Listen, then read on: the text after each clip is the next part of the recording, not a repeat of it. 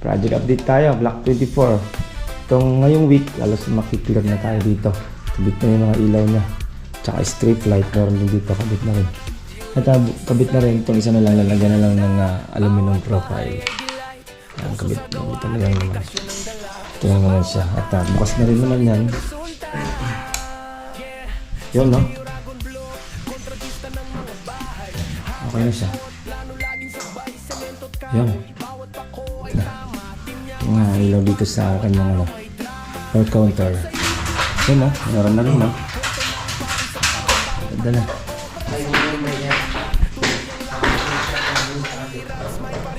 Design kasi ito naka-bathtub po ito. Yan, bathtub tayo. Yan, no? Ito naman nakakapagbusa tayo ng tie-beam dito. Yung tie-beam na yan, dyan papatong yung slab natin dito.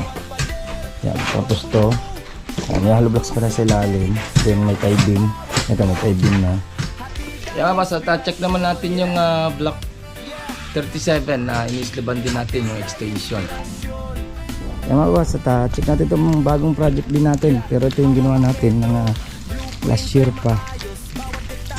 At nagpa-extend na si client dito ng kanyang slab, concrete slab. Ito yung mga materials natin. Mga bakal. Hukay muna tayo bago para isang hulog lang tayo na yan.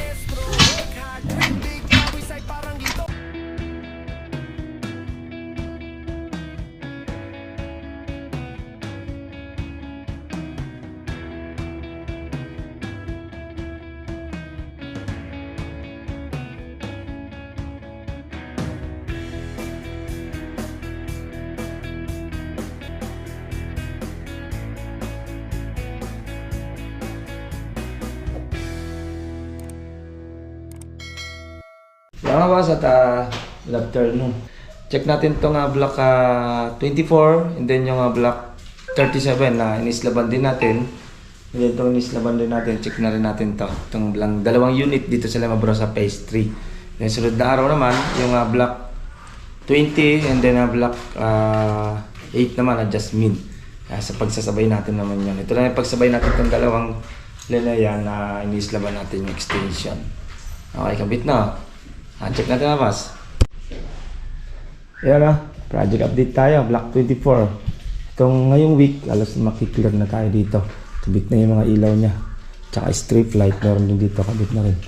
At kabit na rin, itong isa na lang, lalagyan na lang ng aluminum profile. Ayan, kabit na lang naman. Ito lang naman siya. At bukas na rin naman yan. Yun, no? Ayan, okay na siya. Tatlo yan, ito 150 cm, 100 cm, 50 cm. Babawasan pa naman itong isa.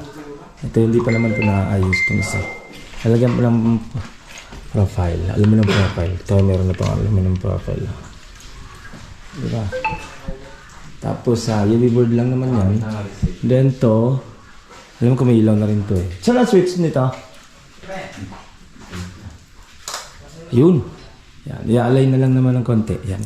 Nalagay na rin yung PVC dito sa kanyang living area. Yan natin itong yun. Alis na. Ilang ilaw yan? Isa lang. Sige daw. May mahina, no? Yan. 3 color pala siya. Okay na din. Yung mga pin light, okay na rin naman.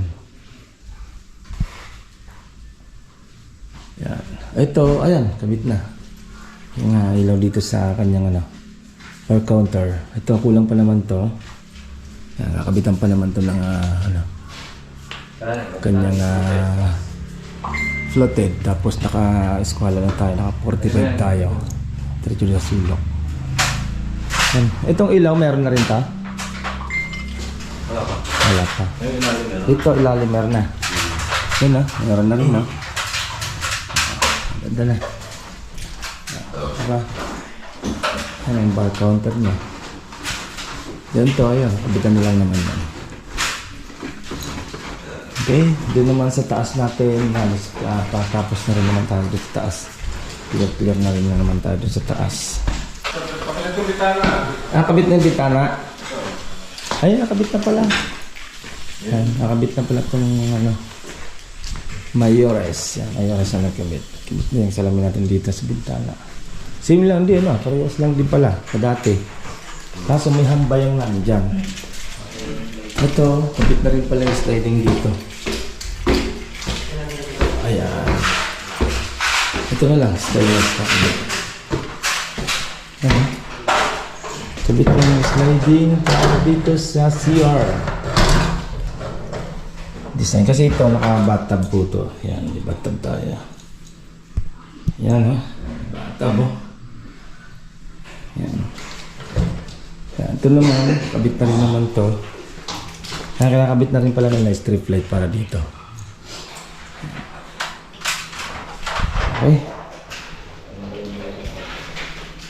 Tapos ito, nalalagyan na naman nasa loob. Ito lang, yung kanyang ilaw pala. Yan. Nagkamali yung dati. Yung dati nakalagay dito sa living. Iba yung nakalagay na pangalan. Ngayon, ito na. Ang ilaw niya. Yan talagang bagay niya. Chandelier. Okay. Ito yung Block 24 mouse.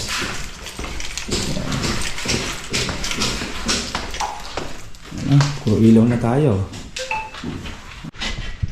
Yan ha. Ito naman. Nakakapagbusa tayo ng tie beam dito. Yung tie beam na yan, dyan papatong yung slab natin. Dito.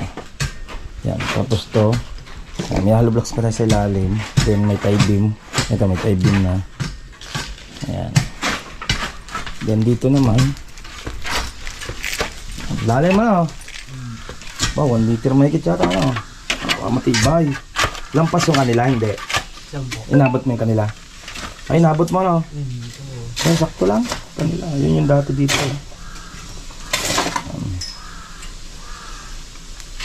Pinatanggalan natin yung dati dito para isang diretso na yung poste nya, hindi tayo nakalabas. Kumbaga masin na tayo, maglalagay tayo ng dati.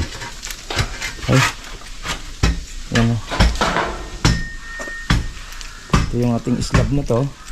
Then dito laundry, yan, kulungan lang naman ng aso yung dulo na yan. Yan, ito slab na to. Okay, kaya ngayong week may buhos na to. Pabuhusan na natin. Padarting na yung ating pamorma. Yan, dito na. Okay. Yan nga ba, check naman natin yung block 37 na inislaban din natin yung extension. Yan, yung block 37. Dati na natin ginawa yon.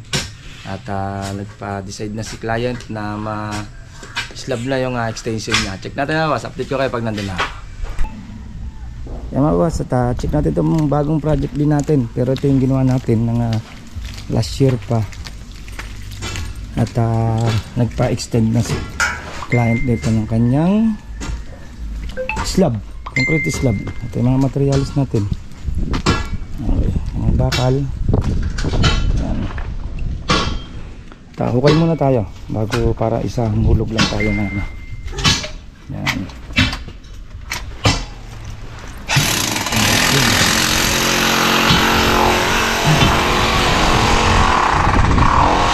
Labas ano? Okay lang yan. Okay, puro okay tayo. Ito, okay din tayo. May poste pa tayo dito. May poste pa dito isa sa gitna. Yan. Tinandaan ko na rin yan dyan, boss. Tinandaan ko na rin dyan sa may pader. Meron na dito. Yan.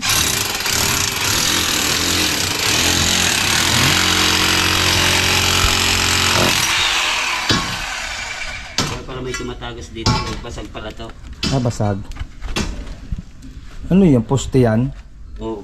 Poste. Bubusan din naman natin yan. Labas mo na yung bakal para matayo natin ng ayos.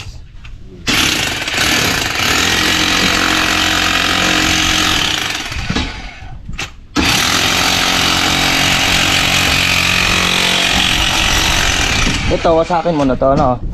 Opo, boss. Pero yung PVC, ingatan mo lang muna, no? Lalagay tayo ng tie beam dyan tie beam. May guwit na to, yun doon sa kabila mo.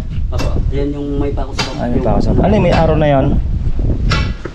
Yan yung ano, sa yung pala. 90. Ayo. Yung dapat yung karga natin. Oo.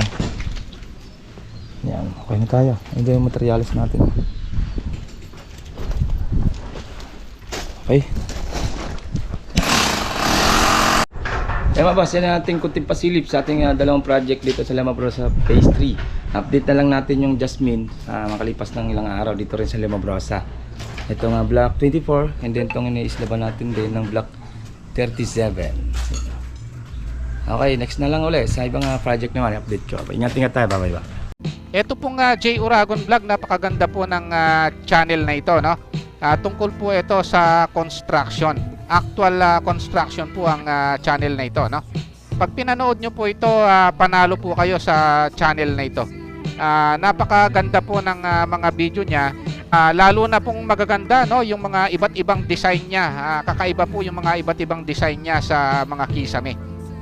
Subukan nyo pong panoorin J. Uragon Vlog na ito. Matutuwa po kayo pag pinanood nyo po yung mga video niya. Maraming salamat po.